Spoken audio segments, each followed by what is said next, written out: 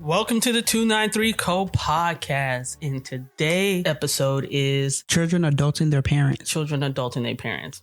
So let's get into it. Ooh, this is going to be deep today. It's really going to be deep because if you think about it, right, you have a lot of kids out here who have to parent their parents.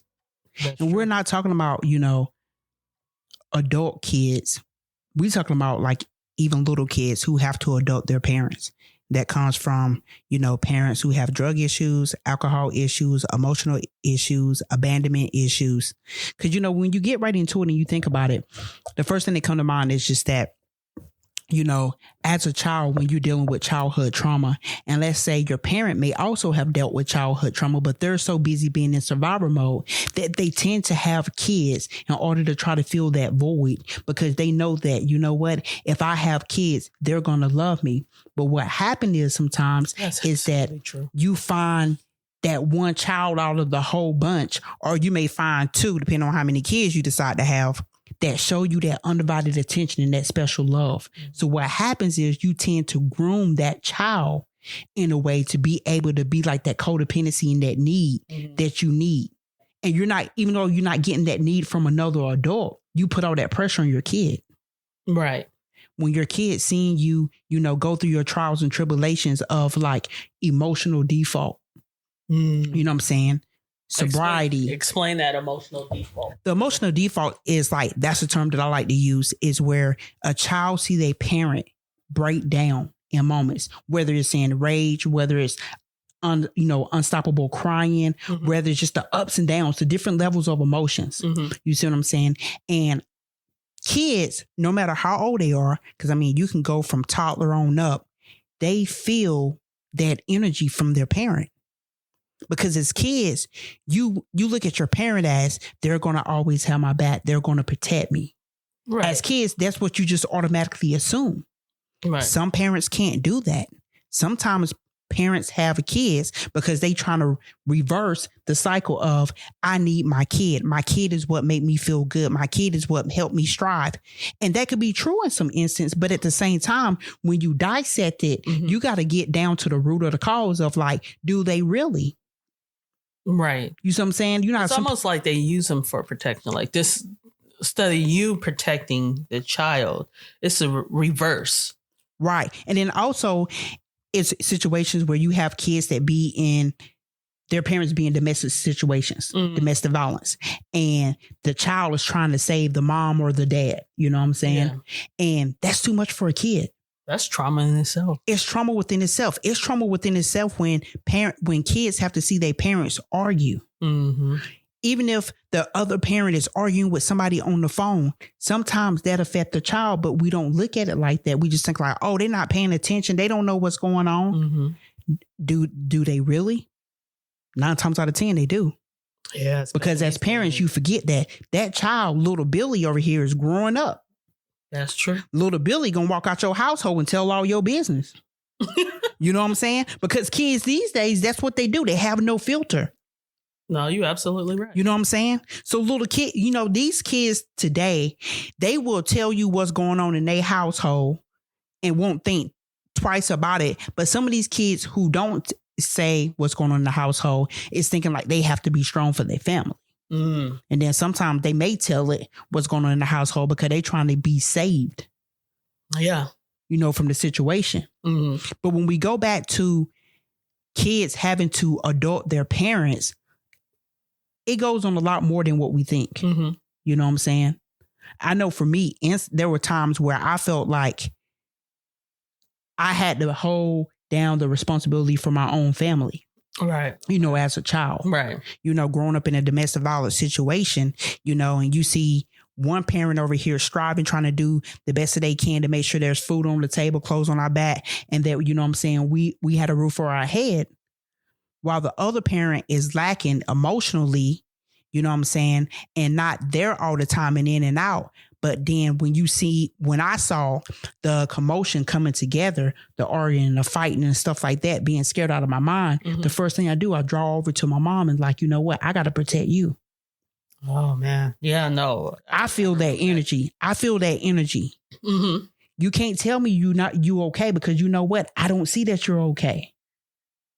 I see through the mask. Right. Because I was wearing one too.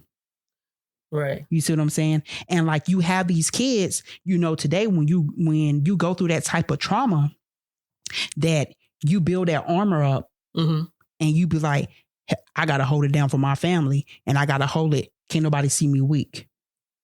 Right.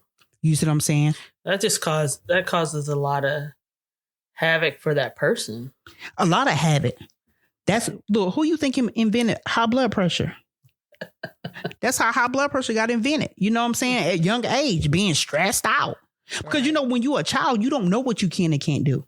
That's absolutely right. You know what I'm saying? But at times you feel like you have to sacrifice yourself. Right. You know? But then when your parent leaning on you to talk to, you know what I'm saying? And you having to read the codes. And what I mean by codes is they're not going to tell you everything that's going on. But as a kid, you figure it out because you've seen too much. Right. You see what I'm saying? Well, they act like, you know, like they act when you're a child, they act like you don't know what's going on. Right. You know, I remember like watching my mom get beat.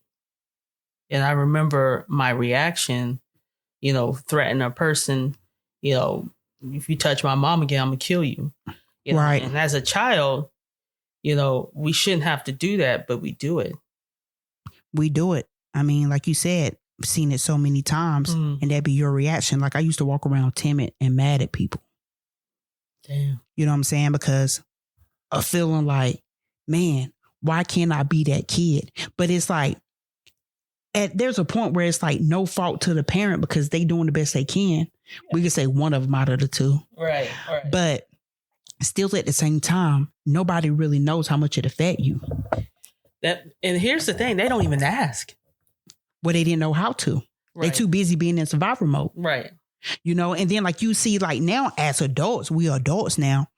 You see so much in your past once you start doing your work and you be like, man, because I knew growing up, even as a teenager, I was like, I'm not having no kids. I don't want kids. I was so terrified because of what I grew up around and what I seen. I didn't want to become that person. Yeah. You see what I'm saying? Yeah. So to eliminate all that, I ain't having no kids. Nope, not doing it. Everybody be like, oh, you don't want kids? Nope. Hell no. But see, I walked around saying no because it was like one of those things where it's just like, nah, y'all don't know how my mind is. You don't know how my mind think. You don't know what I seen. You don't know what I saw. You know what I'm saying? Because I'm still trying to learn how to put the puzzles together. Right. You see what I'm saying? So it's like I got all these puzzles laid out and trying to find the pieces to make it make sense.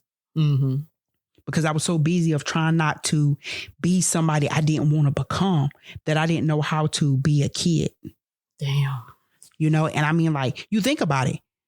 We seen a lot growing up. You know what I'm saying? And the thing of it is that when you actually become an adult, because when you're a child and you're already adulting the other parent, you thinking like, when I become an adult, shit, life about to be carefree. I ain't got to worry about nothing. It don't work that way. No, it don't work that way because when you become adult, even as a teenager, you're always thinking of your parents, like, because you've been in that role for so long. Right. You become the parent. You become the parent. And people don't realize that creates like your relationships along the road. They suffer. Yeah. You know, even like how you parenting your own child, it becomes, you know, you continue to, if you don't get any help, it becomes a cycle. But you're right. It do become a cycle because you know what? You thinking like once I get older, man, move out, be on my own, carefree, about to be happy as hell. That's what your mind telling you, right? But in all reality, once you become an adult and you move out and you're on your own, you still worrying about your parent. Yeah. Oh, absolutely. I mean, you know, I used to call my mom like almost every day. And it was almost like I would have an anxiety attack if I didn't call her. Right. I mean, there's healthy ways of like thinking about your parent every day. And then there's unhealthy ways. Right. But see, for me, it was unhealthy. But the thing of it is, my mom didn't ask me to call her. But see, I had internalized, this is what I need to do. She never asked me to parent her. You know what I'm saying? Because my mom was very independent. I mean, she still was she was going on about her day, but she didn't know the issues that I was carrying inside. You know what I'm saying? Have y'all talked about that? What? The issues that you had going on inside? Yeah, we talked about it. We talked about that like 2 years ago, because I was still going through transformation of like within myself, because my mental was going up and down. And so that's when I had to put up boundaries. But the thing of it is, I needed boundaries for myself, because I started to do that with other people, where like my head was telling me like, hey, if you don't call this person, something bad is about to happen. So I had like a catalog in my head to make sure I called everybody, not just my mom. So it was just a sense of trauma. It was a sense of trauma that I felt like I had to parent my mom to make sure that she was safe. Damn. And so, see, sometimes people get that confused, thinking like, oh, you just go right into it. No, like you said, when you see stuff that's happening within a home, especially domestic violence, you drawn to that parent like, okay, you know what? I got to be the hero now, because you're doing everything else for me. This is the least I can do, when it was never asked of me to do it. Right. But mentally, that's what I felt like I needed to do. So then it's like being like a little child PI. You know what I'm saying? Investigating every situation, you know, trying to sit here and have booby traps and shit in my head, trying to figure out, you know what I'm saying? Right. Trying to be the protector. Right. So it's always like, what comes next? What comes next? So even though the parent is trying to protect me, I'm trying to protect the parent. You know? And so it was kind of like a back and forth. But as I got older, for me, it kind of got worse because of that fear of what I saw. Damn. You know what I'm saying? But then like nowadays, you know, you get different scenarios where you get adult kids having to adult their older parents. Yeah. And we're not saying, let's just be clear. I mean, you know, there's parents that do get older and they need help. We're not saying that. We're saying in an unhealthy way. Because I know sometimes people get things confused. Like, you should help your mom, apply on your parents. No, it's in an unhealthy way that we're talking about. Yeah. That causes, you know, just trauma for you. Well, and to put it even clearer, we're talking about where the parents start acting like the child, and the child have to be the adult. That's pretty much the topic of what we're talking about, if anybody got confused on that. Right. Absolutely. And I know there's a lot of people that are, you know, I've seen it, you know, firsthand, where the child becomes the parent and been the parent for so long. Like, and then I see the roles reversed. You know, the parent becomes the child. And even like, it's just, you know, unhealthy. And then you also get it to where like you have parents who, like I said, they have kids and they have kids so they can keep, of course, you know, your family going and stuff like that, to get a bigger family or whatever. But at the same time, some people have kids for the wrong reason, because they're trying to fill a void in their own personal life that they haven't quite figured out what's going on. So they're thinking like, hey, if I have a kid or if I have a baby or whatever, it's going to make me feel good. Did you forget that baby got to grow up? Yeah. You know, I have personally been around people who had kids and they only had kids because of the beginning stages, you know, the baby stage, the toddler stage. And then like, you know, after a child turned 6, pretty much, maybe 7, then it's kind of like, they done growed up, you know, and it's just kind of like they just become just a regular person. But you know what? In the baby phases and the toddler stage, it was all cute. Yeah. And here's the thing. Parenting is just hard in itself. It is hard. Especially when you have to parent, you know, like every day. I mean, your parenting don't stop. Even when your kids become adults, they really don't stop because they come to you for guidance. But parenting is hard. But you know what? Think about those kids who don't get guidance from their parents because their parents too busy still trying to act young. Oh, it becomes a codependency. Are they looking for something in within somebody else? You know, I didn't get this from my parents, so you can become my parent, and not knowing, like, you get in a relationship, it's a relationship, a romantic relationship. That should never be your parent. Right. But sometimes people do that, though. If they never been parented, you know, they get into these relationships and that's how codependency get created and become more of an issue because they're looking for that parent role. And so they may date somebody that's older or date somebody who's mature enough because age don't have anything to do with it. It has to do with the maturity level. Right. If they're more mature than they are, and that person is like, hey, I'll do this for you, and this is how you're supposed to do, and so that, and they actually showing that person guidance, they get attached to them really fast. Mm-hmm. And sometimes it's not healthy if it's not in a healthy way. Yeah, because they're looking for that parenting guidance that they never got. So it starts coming out in many toxic ways. And like you said earlier, you know, there's no rule book to being a parent. You know, being a parent is one of those things you kind of got to freestyle. But also it depends on what kind of kid come out of you too. And what I mean by what I mean by that. No, what I mean by that is because, you know, genetic, you know, have shown that, like, you know, when you have a child, depending on DNA and the genetics and stuff like that, depending on who attitude the kid gonna have, you know, and stuff like that. I mean, like, it just depends. Yeah, so you really ain't gonna know what kind of child you dealing with to maybe about, you know, 3-4 months going in, because, you know, kids develop and change over time. But I'm just saying, it also depends on that too. Yeah, you gotta be careful who you procreate with. I mean, literally, like the elders used to say, you know, be careful who you lay down with. Yeah, that is the truth. It is true. It is true. You know, people show you what they want to show you in that moment to get what they want. Yeah, but it's not always gonna. Once you get knocked up and pregnant, shit change. That person. That is true. You got to look at a person at a whole value. You know what I'm saying? Not just that potential. You got to do the math. Like, you know, you start to see red flags at the beginning. Yeah, but you know what happens is everybody be like, turn off the lights and light a candle. And see, that's what happens. They turn that light off and they light that candle, right? Then bam. Next thing you know, they ain't have enough time to think about it. And then you done procreate it. So then you got to deal with it. And then especially if you're not emotionally balanced for that child, and you don't have to be fully balanced, but emotionally enough where that child is not going to become the parent whatsoever. So you got to like just really look at it. Is this the appropriate time to have a child? Am I emotionally? You don't. I tell people all the time, you're never going to be financially ready for a child. Nah, ain't nobody going to ever be financially ready. Like, you right about that. Never. I don't care how much money you got in the bank. Them kids, they take a lot, and they take a lot of emotional energy more than they take financial energy.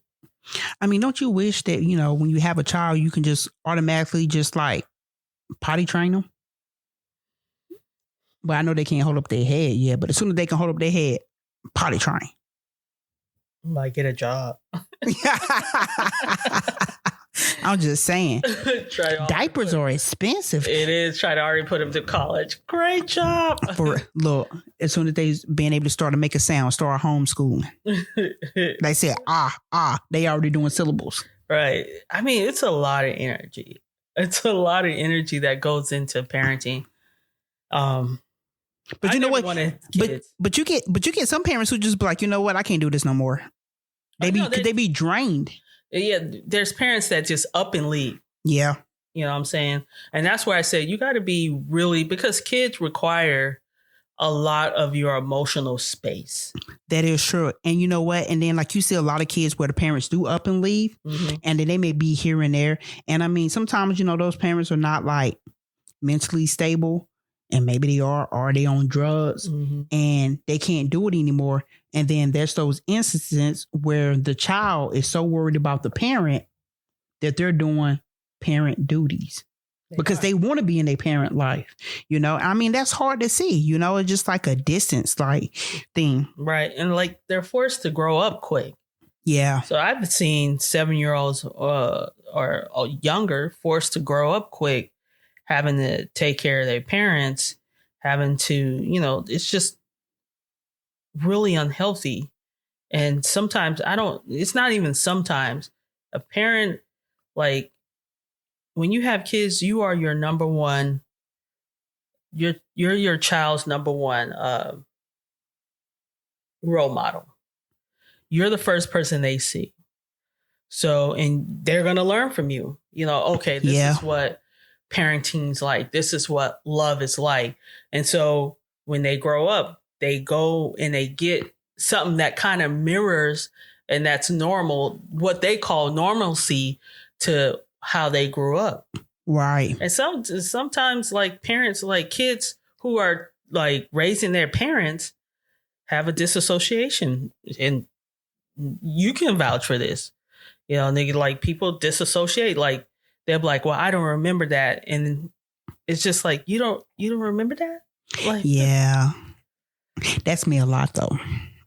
Yeah. I don't remember half of the week, but I done got better at it though. Right. Because one thing about disassociation that I had to learn the hard way is that like therapeutically, you go back and you revisit those moments where stuff happened and you may have been present in the room, but you wasn't present there in the mind. In the moment, yeah. You know what I'm saying? And you know, that comes from like different triggers and stuff like that. But like, once you face it, it does get better. But now I'm more in tune with myself to where now I know when I disassociate. Majority of the time, there's still a small percentage where I don't know, and then I get reminded. But when that happens, then I just have to replay it over in my mind. So I be like, oh, you know what? I do remember this a little bit, and then you know what I'm saying, it'll kind of gradually come back. But I mean, like disassociation, you know what? Most kids did that when they was young, because you know what? If you was in a home where there was arguing, fighting, or whatever, you would disassociate or leave the room or whatever you had to do to not want to hit daydream. Mm-hmm. I was a big daydreamer. You know, I just daydream as if, you know, I was somewhere else. Yeah, I used to do that a lot. I told you I created a whole nother family. I created a whole nother family. I mean, I had imaginary friends and shit. And really, at the end of the day, it protects. It's a protection. It is a protection. You know what I'm saying? Like most people don't realize that, because I know what, some of our listeners right here, I'm telling you right now, some of our listeners could probably raise their hand right now and be like, you know what? I used to have a family too. I used to daydream. I had a whole 9. Mm-hmm. Like I had a nice car, everything. We was rich. Like, but you know what? It got me. That was my survival mode. Mm-hmm. I had imaginary friends. I had everything. Yeah, because I made myself feel important with that imaginary family. Mm-hmm. Now with the imaginary family, you know, I let them move on. They on the island or whatever. We don't keep in contact no more. But you know what I'm saying? But nah, I had that imaginary family for a while. Like I went hard in my mindset. Years. I ain't gonna even tell you what number. No, I ain't gonna tell you how long. But look, for real though, for years. Like I was in college, still had that imaginary family. Yeah. You know what I'm saying? And I still had imaginary family when I got out of college too, you know, for a couple of years, because I was so traumatized with everything. It wasn't until I started doing my work, not even in the beginning, because it still took me like 5 years within doing my work, starting it. We was only doing like maybe not even half of the work. But I mean, my imaginary family, they held on strong. They was riders. They rode hard for me. But you know what? That's where I found comfort. It's true. You felt, you know what I'm saying? Comfort, safe. When I daydream, I felt comfort and safe. It would take me to a place where there was comfort, there was safe. And like you said, the main thing you said is being seen and being heard. Yeah, because I mean, like, hell, with my imaginary family and my imaginary friends, I mean, like, it was all about me. But it wasn't all about me in a way where I was like top dog or anything like that. Mm-hmm. But it was all about me to where I was important to them. Oh, damn. Yeah. Even though I was the one that created them and everything, that part didn't matter. But you know what I'm saying? Yeah. Like, but it was your safe space. It was my safe space. Like, I mean, like, you know, to my viewers, I'm letting y'all into my world for a minute, because you know what? I could live by myself, right? Mm-hmm. I could be living by myself and I still be like, you know what? I'm going to, you know, the imaginary family going to already be there when I get home. Mm-hmm. You know what I'm saying? I was the only child, had a mom and dad. I mean, like, I was living it up. Grandparents, they was rich. Everybody had good jobs, cars. I mean, like, I was, hey, Charity over here not trying to laugh, but like, real talk, I was living life. No, I get it. But in my head, I needed that. That's how I was coping. Mm-hmm. So I didn't pick up like the drugs or the bottle or, you know, take my medication more than what I needed to try to zone out. Mm-hmm. I zoned out into that imaginary world.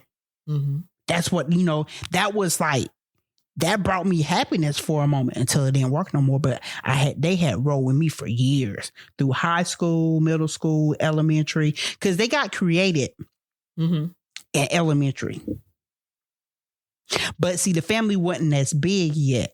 You see what I'm saying? So I had to invent like uncles and aunts and cousins, you know what I'm saying? And I had it stagnant to where I had cousins that was like a few that was around my age, a year older than me. Right. And then it went like older, but it was like one big happy family.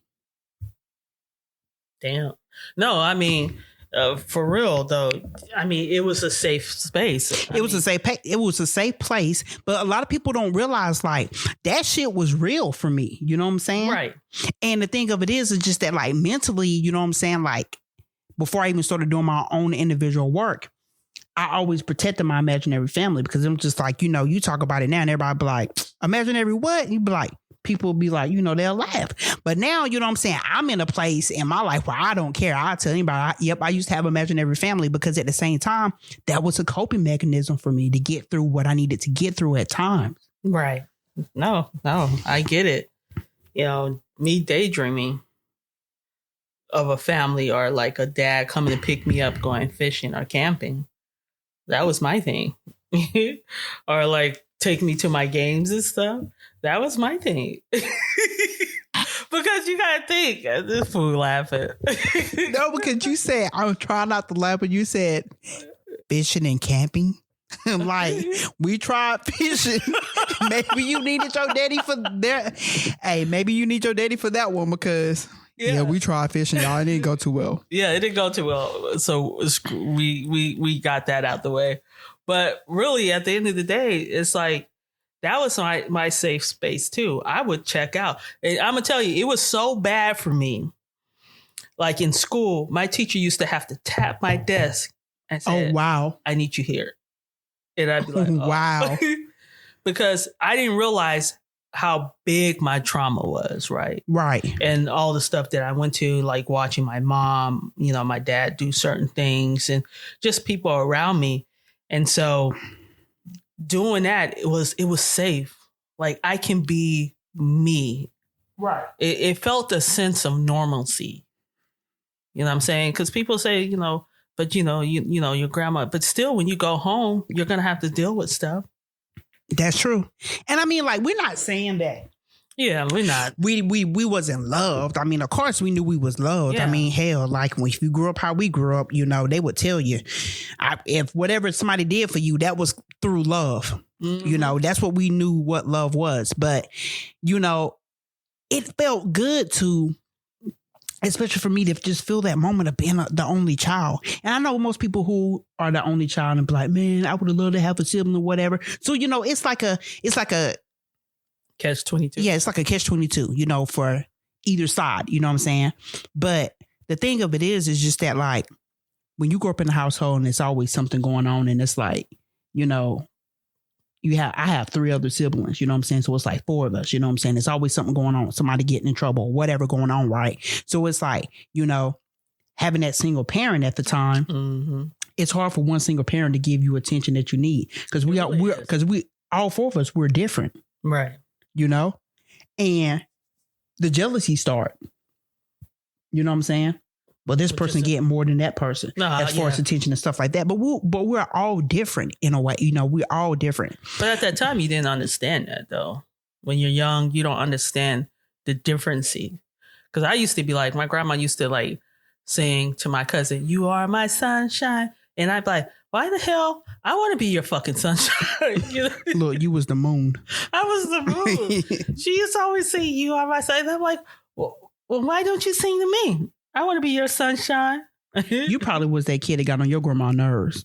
No, actually, I was the good one. Oh, you was the good one? Mm-hmm. But then I don't know why you was the sunshine then. I know. I don't understand. Maybe you was the water. I don't know. Because, water is like, it brings out like calmness. Yeah, but I think my grandma, the thing is, she knew her grandchildren very well in the sense of, I think before she died, she said I was the strongest one. Because grandmas know. grandmas know. Mm-hmm. Now, I don't know about the new age grandmas, but the old fashioned grandmas, they be knowing. Now, these new age, because they don't take time out to actually like really pay attention. You know, back in the days, it was the grandmas that were raising the children, the grandchildren. Well, you know, the grandmas back in the day was also the daycare. Yep. You know, for all the cousins. Yep. You know, everybody would be at grandma's house. Grandma would cut the breakfast, and then, you know, you would get lunch, and you may even get dinner before you go home, you know. But that's what, you know, that's where everybody went, was grandma's house. Mm-hmm. Grandma was the head honcho, you know. The matriarch. Yeah.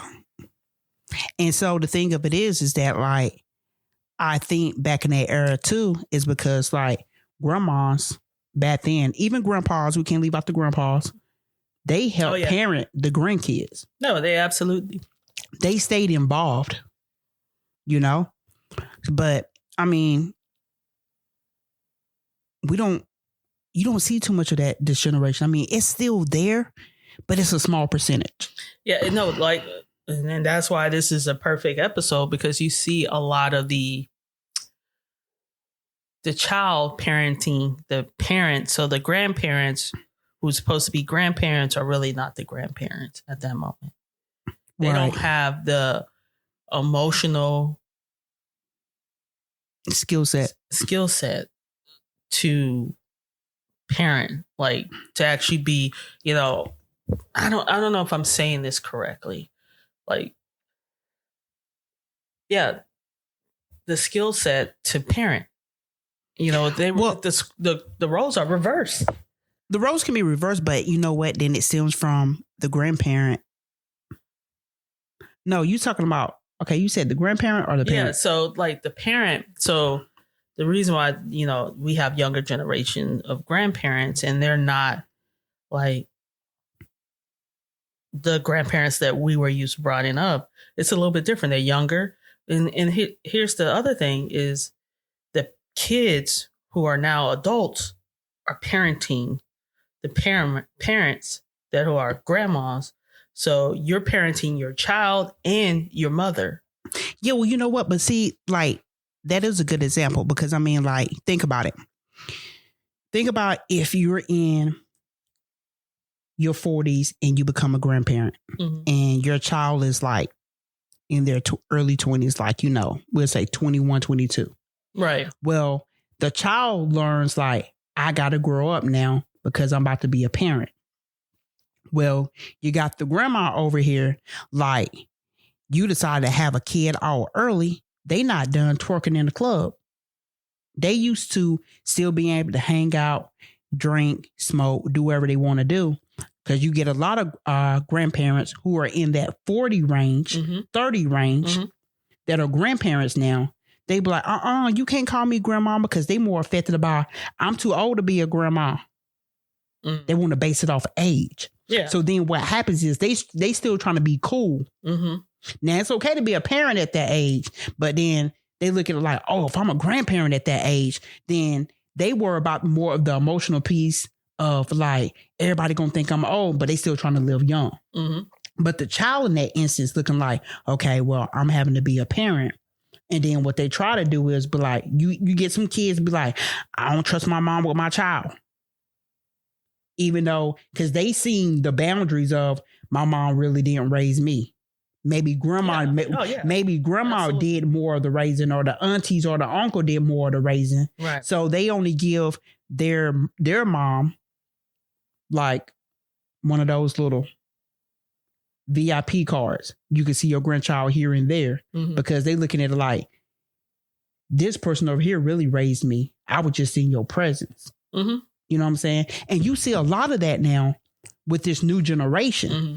where younger kids, they don't be like, oh, I'm pushing my child off to their grandparents' house, because they realize that their parent didn't raise them.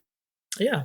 And so that younger generation is like sometimes telling the parent how to act and how to be. And that's sad. That is sad. That is absolutely sad. And, you know, and the other thing is, you know, they see, you know, I think people this day and age are starting to do their work. So you see your parents for what it is.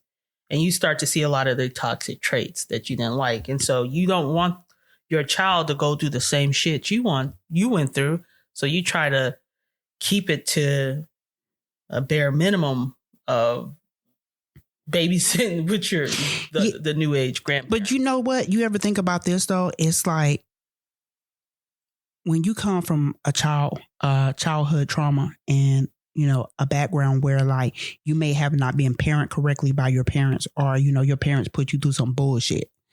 Yeah. I've seen people in our age range and younger, when they do start to have kids, they try to make sure they give their kid the world. Oh. And I'm just like, hold up, pump the brakes, cut off the car, and get out. Because I need you to walk home now because you're going way too fast. Mm-hmm. Because what does it mean giving your kids the world if you're not taking the time out to give them structure and guidance correctly? Mm-hmm. Because what we sometimes forget, anybody want to give their kids everything and want to make their kids happy. But the kids still have to be taught between right and wrong. And you still have to teach them things. Absolutely. You know what I'm saying? You have to be able to teach them things, because being able to give them whatever they want and say, oh, they spoil or whatever like that. What is that teaching that child? Nothing.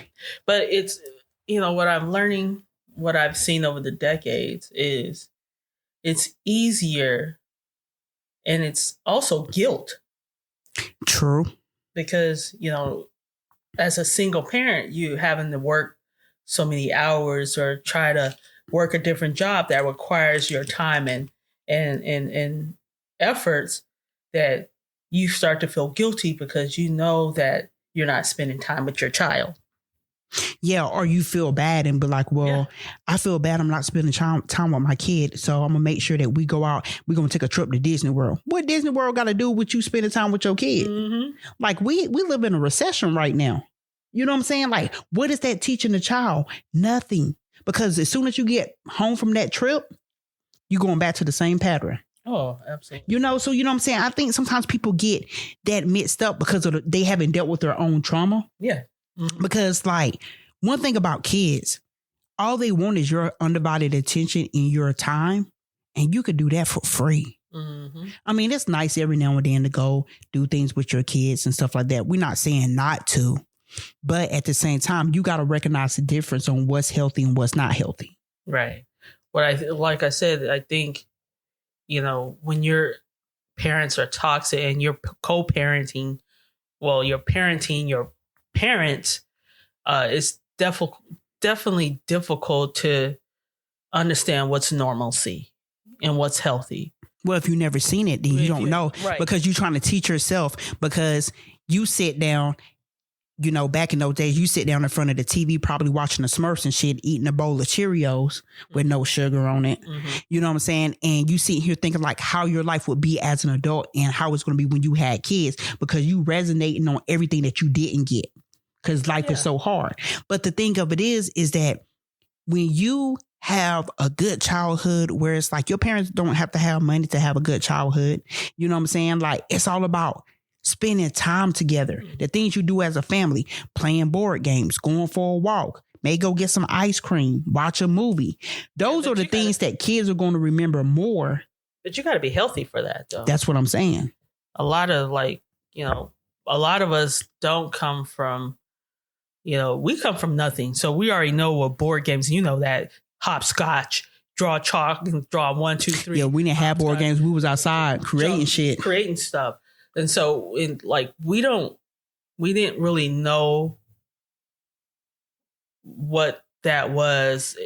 And all I knew was like with my grandmother, she worked like 3 to 4 jobs. Mm-hmm. And then I have to, every time I'm doing my work, I have to remind myself that she come from an era where, like, for Black women, you couldn't just stay at home or be at home and try it, especially if you were the sole provider of that household.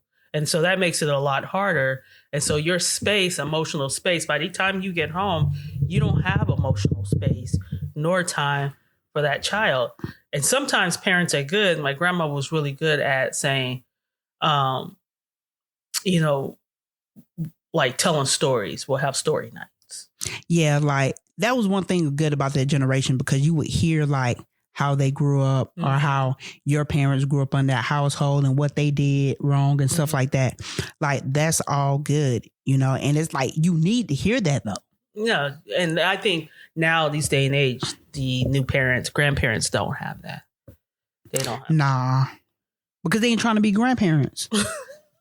That's the problem. And here's the thing. We're 40 and we're grandparents. We sure lives. But you know what I'm saying? I took the grand out of mine, Gma to the fullest. You said I say it with authority? Yeah, I'm Poppy. Yeah, Gma to the fullest. This nigga.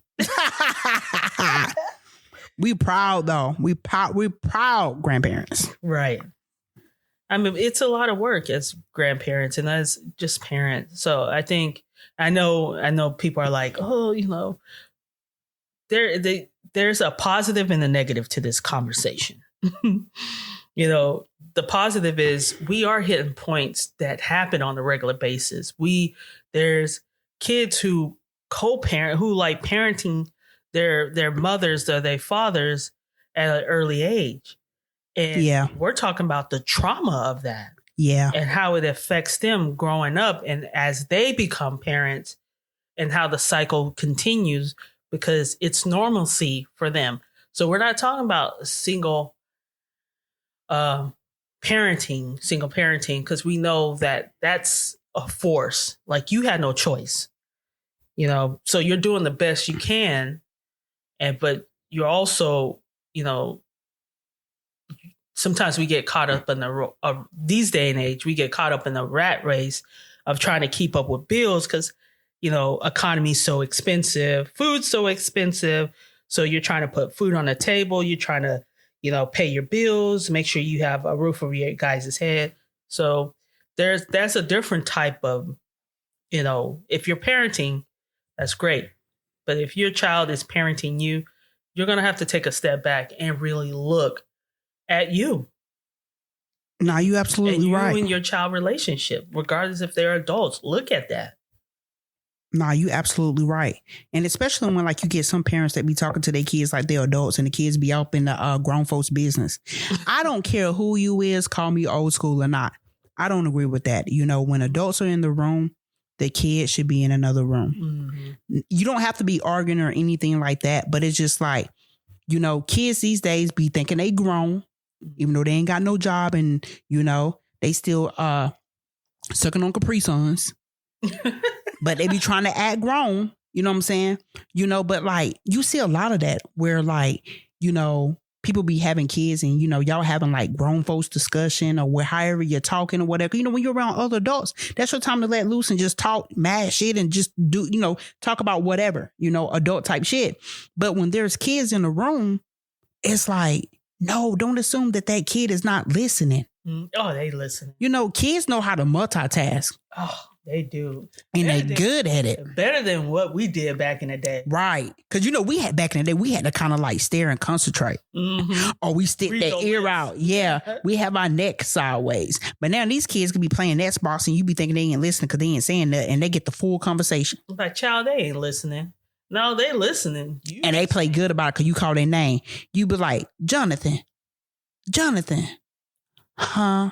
So they know how to turn around and say, huh. They let you call their name a couple of times before they want to turn around. But they already got the whole story. And then when they get in the car the next morning with their auntie, they want to start the conversation off. Well, let me tell you what mama did last night. Well, Big John came over and he said, you know what I'm saying? Like, nah, kids are too smart. Yeah, Big John. Isn't that my boyfriend? I know, right? You never know. You see it all the time, though. Little kids will tell you anything. They'll even talk to strangers. You remember back in the day we had, you know, don't talk to strangers. Was it DARE? It was DARE. It was DARE. Like, I forgot what the acronym. And then you had the crime dog McGruff. Yeah, there you go. Yep, that's what we grew up on.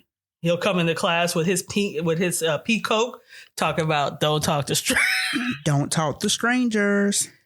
I always thought that dog was weird. Something about that dog was weird. But McGruff. Yep. Mm-hmm. He was the crime dog. He was the crime See, dog. that's what we grew up on. See, we telling people our age now. Cause this generation, they're like, huh?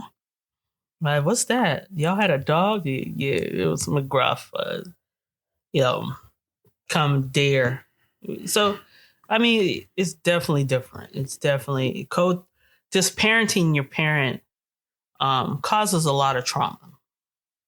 So let's talk about that trauma that it caused to yourself. You talking about when you have to parent your parent as a child? Mm-hmm. It causes a lot of fear growing up.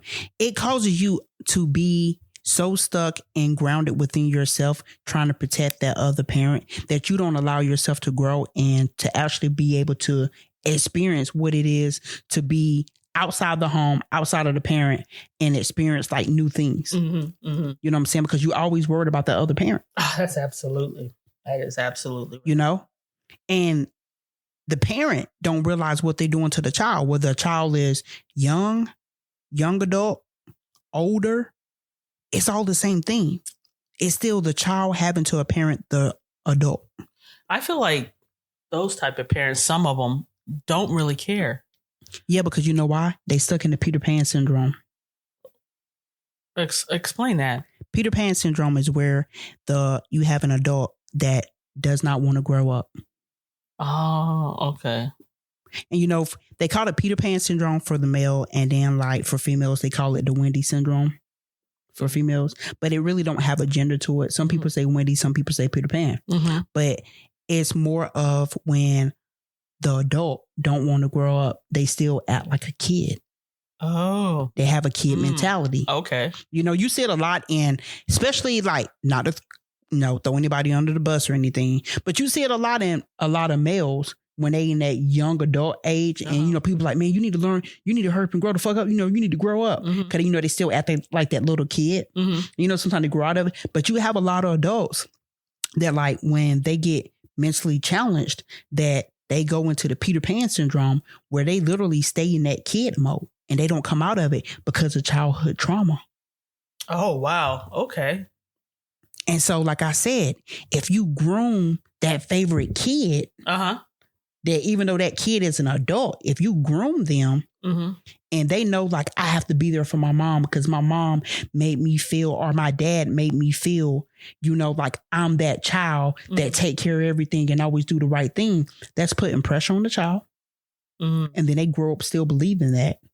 And then that parent, as they get older or they never grew up, you know what I'm saying? Because nobody ever called them out on their bullshit with it.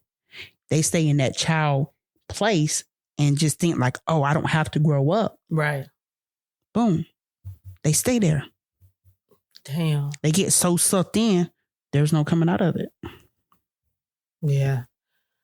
Some people say, well, people can change. Yeah, they can. People can change, but you know what? Like I said, the thing is if they want to, though. It depends on the person. And then you know what? With that being said, it's like take it with a grain of salt and throw a little dirt on it.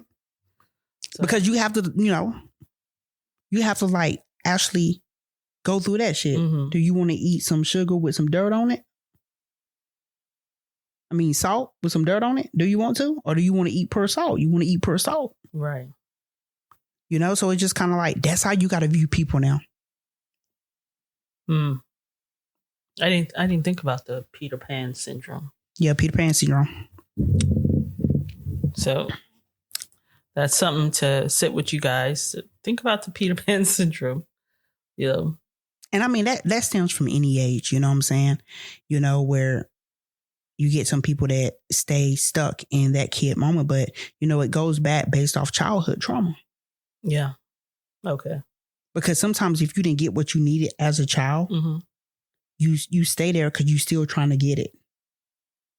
Like you get some adults or whatever that be like, they would have a tantrum if they don't get their way, no matter what it is.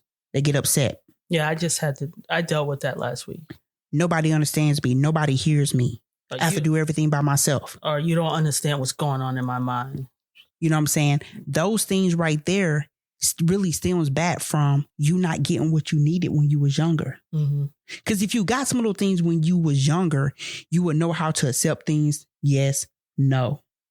maybe, you will be able to know how to accept those words and let it be. Right. Okay. But if you tell somebody who haven't dealt with their childhood trauma or dealt with like no, or they haven't dealt with, being equal, when you tell them maybe or a no, they ponder on that. You know what I'm saying? You tell somebody, well, maybe I might do that. That ain't good enough. Everything is in black and white. It's either yes or no. You say maybe, that's like, nah, You done put me in high blood pressure status right there. That's worrying because I need to know right now. You know what I'm saying? That's how it is when you dealt with childhood trauma, because childhood trauma always left you on the edge of your seat, wondering. Yeah. You see what I'm saying? Yep. So as an adult, you sit up here and you say, you know what? I'm going to demand an answer. I'm going to demand, like, you said, like, it's plain and simple, yes or no, because you want to know. But then, the person who may be saying maybe, they not saying like, I'm not going to get back to you. But in your mind frame, you don't know that. You just thinking like, nah, they really want to say no, but they don't want to say it, because you're still trying to get your way or trying to get them to say yeah. Right. Yeah. I mean, it's a lot to think about, with people, we always go back. If you notice, we always go back to childhood trauma, because childhood trauma is so the base of so much that goes on as we venture off into other topics. It's still going to always come back to that childhood trauma. Right. You can't escape it. It's almost like the root that leads. You got that main root that grows right into the ground. And then you got all these other roots that start to form as it starts to blossom. So childhood trauma is that it's ingrained. It makes up who you are as a person, as an adult, as you get older. So pretty much it becomes that root, that one seed that you grow, you plant, which sprouts their roots and blossom. You got to figure out what the hell you blossoming. That's the thing. And then when you decide to blossom, you got to make sure you're the crop keeper to maintain it for it to grow into something worth eating. Yeah, absolutely. Because anybody can be a farmer. You're right. And anybody can grow. I tried growing. But it's all about maintaining. And that's the same way. I mean, you be using a baby as a crop. But I mean, it's kind of the same thing. It is. When you have a baby, you have to maintain it, grow it, feed it. But it comes with structure and, unfortunately, don't come with directions. But it do come with some guidelines if you want to look some shit up. But I mean, No, it's the same thing. Because you're planting that seed. So you want that child to blossom. But it depends on what type of seed you planting. Right. That's into like that level of, like, let's say it's acid dirt, real bad acid dirt. The best example for that is like when, having a baby, it's almost like when you buy a product off and Wish. No. You look at it. Look, you can tell I ain't pushed on no kid. Yeah. But I'm just saying, though, you kind of think about it, right? It's kind of like that. Because you know what? You visualize what you want. Because you know how Wish be putting up the actual picture of the product. But you don't really know what you're going to get till it get delivered. It may be somewhat functional. And it may be something where you be like, it's doable. And you can add to the product. But it's kind of like that. Or it could be like one of those houses where, like, it's aesthetically nice. Right. Look at you using big words. Hey, I know how to use them. But the foundation is cracked and you can't see it. Exactly. It's the same thing. You know what I'm saying? So, like, that's really like everything that we do in life. Everything that we do in life, whether you're getting a new job, whether you're buying a house, getting an apartment, a car, even just looking at the mirror, looking at yourself in the mirror. Everything that we do in life, it comes with a test. Oh, absolutely. You know what I'm saying? Life is actually a test. And it's up to us on how we use it. Absolutely. Absolutely. It's the same way when you get an animal, you got to train it. Yeah. If you want your animal to be good and smart or whatever, how much time you put in training your animal is how good that animal going to be. Absolutely. You know what I'm saying? It's just like a business. If you want your business to go, you got to put time and effort into it, right? Yeah. It's going to take a lot of time. It's going to take a lot of heartache. It's going to take a lot of doubt. But then you nurture it. You nurture it. It's your baby. Yeah, that's a good thing right there is nurturing. Because I think that's one thing that like we all forget in the process is like, even if you have kids or you don't have kids, if you don't have kids, you have to learn how to nurture yourself. Yeah. Because you can't give your child something that you didn't get. Oh, absolutely. That's one thing you can't do. And I think sometimes we try to do that, but we go overboard with it. Yeah. We use materialistic things. Mm-hmm. Or we tell our kid, like, I love you. Or you say the word I love you all the time to your kid 35,000 times in one day. You got to remember, the more you say I love you and you don't say it in spurts sometimes, it become a routine. It become a pattern to where it doesn't mean anything anymore. Well, they start it's just a word. Mistaking it as something else. A word. Like I always try to like put action into my words. Right. Because, growing up, that's what happened to me. It was like broken promises. Right. Not putting action. They tell you the word, I love you, right? Come on now. I know you've done this when you got in trouble. I love you, right? Oh, yeah, all the time. That's the only time when you really found the word love or, Absolutely. But now, like, as an adult, when I hear it, it still sounds foreign, but I'm adapting to it. Right. I mean, that's all I can do until I get used to it, I guess. Because like I said, love is a 4-letter word. It is. But I feel definitely got to put action into it. You can tell me you love me all day. Yeah. My parents can tell me they love me all day, but I'm going off your fucking action. I think the part that really got me all messed up with the word love is because I used to see people use it all the time, even with their friends. You know what I'm saying? I'm just like, damn, they be throwing that word around a lot. And then everybody just going about their day and shit. Like, hold up. Something ain't right. You got to see what they learned in their household, though. Right. But you see what I'm saying? You see how it can get so confusing because it's just kind of like nobody was really showing it. Now, I seen love through TV. Where they get emotional and shit. And then they start playing a little soft tune. And then the person was like, they're about to cry. And you know what I'm saying? So you like kind of engage. And you be like, oh, that's what it really about. But that's a damn TV show. Well, I mean, TV, if a director's getting you to be emotional, he's doing his job.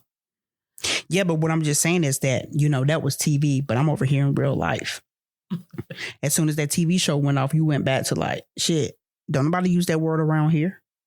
Yeah, no. So, like, it's sad. I love you. Well, it's sad that you have to watch a TV show to feel that. Yeah, parents, I feel like parents, from our era didn't really know how to show love. Like, they didn't because love for them was like hard work. Mm-hmm. And I mean, like I said, they was in survival mode. Yeah, and some of them still in survival mode, and it passed down to generation to your child where she's in or he's in survival mode. So now, like you said earlier, that the parents become the child. Yep, and the child become the parents. Yep, it should never be that way, but it is. It's sad, and I think that's why, like you think about like the older kids who have to adult their parents, and they contemplate between putting their parent in like the nursing home, or they contemplate putting their parents in like a living residential facility because they feel like now they have to make the choices, Mm-hmm. And I think sometimes like adult kids, they don't know what to do because they love their parent and they know that's their parent. But then at the same time, it's kind of hard for them to make that decision because they don't want the parent to think like, oh, I'm throwing you away. And so sometimes it's guilty. Yeah, they don't want to feel guilty about that, mm-hmm.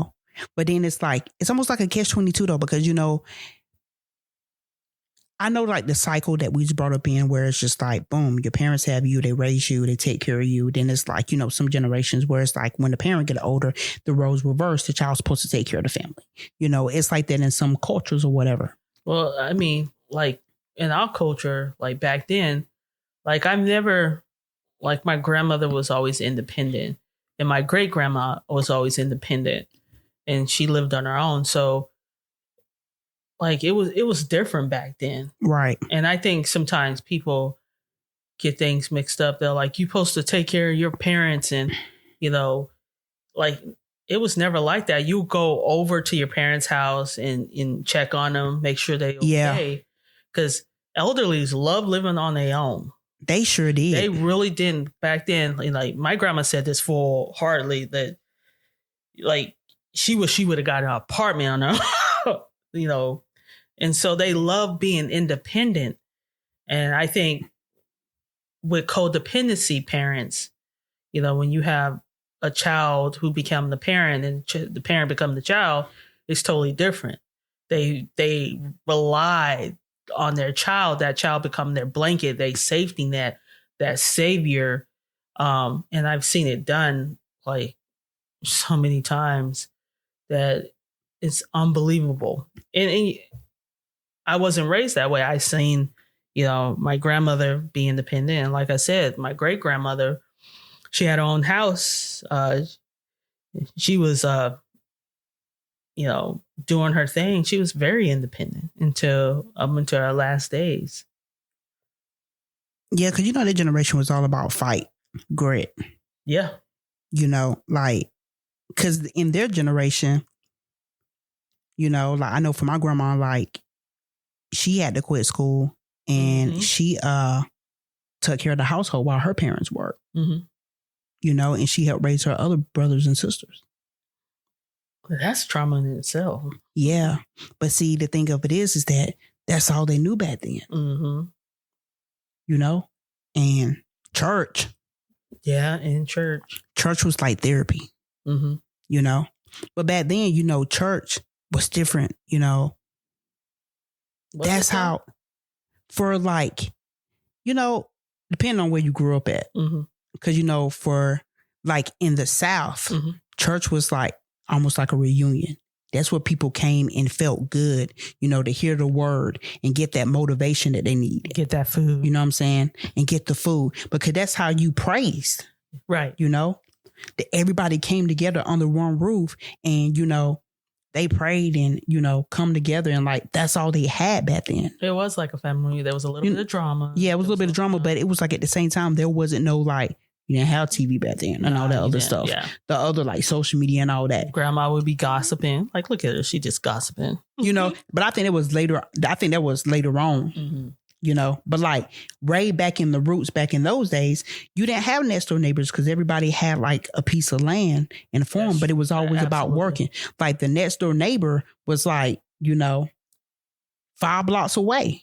Yeah, it was like 1, 2, maybe 3 blocks from my great grandmother. You know, there was no real neighborhoods because everybody was so far out. Mm-hmm. You know what I'm saying? So it wasn't really a lot of drama to be engaged in. Mm. You know what I'm saying? Till later on, till they kids start growing up. Mm. You know what I'm saying? Because it was all about work. I know my mom used to tell me, like, you know, her and her sibling, they used to have to like milk the cows and get up and feed the chickens before they go to school. Oh, man. Yeah. You know what I'm saying? So it was stuff to do because they lived on the farm. That. Yeah, my grandma was saying that in New Orleans, Lafayette. She had to they had chicken, cows, sheep. So they had a lot of shit. Yeah, see. I couldn't do that. I couldn't do that nowadays and age. Ugh. Nah. I'm just like, I'm not shoveling cow shit. I mean. We're a different era. Like I said, we're a different area. And, you know, shout out to the old era. Nothing wrong with that, you know. But we're a different era. But, yeah, no. Now that I think about it. Like, was it even like, did we even have parenting back then? Like, I seen there was times where my grandma would get mad at my great grandma, but they lived separate. They lived in their own space. See, I can't speak on that part because like when I was born and growing up, my grandma and parents they was already deceased. Oh, okay. And so when I was born and grown up, my grandpa was already deceased. Okay. It was just my grandma. Mm-hmm. on my mom's side. Now, my dad's side, I had both grandparents until I lost my grandpa when I was, I want to say, in college. And then I lost my grandma like, I think like 5 years ago. Okay. But yes, child parenting parents. Wait, I may have said that wrong. The child becomes the parent and the parent becomes the child. Yeah. There you go. That being said, you guys look at that. There's some, if you're struggling with that, just sit down for a moment and think about it, and then see if you can find a therapist that you can kind of talk about, start moving towards healing and becoming yourself. And also talk to your kids, because you know what? Sometimes kids, they tend to not tell their parents how they feel because they don't want their parents to get upset or mad. But it's really important to let your kid be a kid to a certain extent. Yes. You know what I'm saying? What I mean by that is let your kid be a kid, but also let your kid know about responsibilities at the same time on a kid level. Yes. But if you're relying on your kid for happiness and you haven't done your work, like Charity said, reach out, because it's not okay. Because kids are underlying pressure, and they may not tell you because they feel bad and they don't want to get you upset and want to get you mad. But like a lot of that is going on. Yeah, absolutely. Where kids are parenting their parents. And it's more than ever. And due to the drug epidemic. Well, and some parents get offended or whatever. I do everything for my kid and my kid don't feel like that. And it's not saying that we are saying that like the child is taking on the responsibility of like telling you everything or whatever. But like there are low key underlying instances where parents put too much pressure on their child as far as relying on them for their own happiness. Absolutely. Sometimes your kid may not want to sit down and watch a movie with you. It doesn't mean that they don't love you, and it doesn't mean that they're in their teenage mode, but they may be going through something too. Mm-hmm. And they feel that pressure of like, man, I got to do this. And then it makes them feel guilty. Mm-hmm. I mean, create a safe space for your child, and also create a safe space for you, because if you don't have that safe space, it's going to be a definitely unbalanced situation. I've seen it. That is so true. And don't let your child or you build on a codependency relationship between each other. Yes, absolutely. That being said, if you like the show, please go and comment. If you say, you know what, I think this can be a little bit better, please comment. Leave us a review or let us know. We're not going to take it to heart, but we are going to you say, you know what? Our listeners want to see this more and more. We'll give it to you. If you want to come on the show, like I said before, please let us know. Hit us up through Instagram or TikTok. TikTok is a good, everybody's on TikTok. So please hit us up on TikTok. Let us know. And we can have conversation. If there's something that you want to talk about or want us to have a conversation about, let us know. Like I said, in order to get comfortable, you have to be uncomfortable. So that means you have to have uncomfortable conversations that are going to be genuinely uncomfortable. But in order to get to a better space, in a better head space, in a better comfortable space, you got to do that. That being said, thank you for coming out and listening.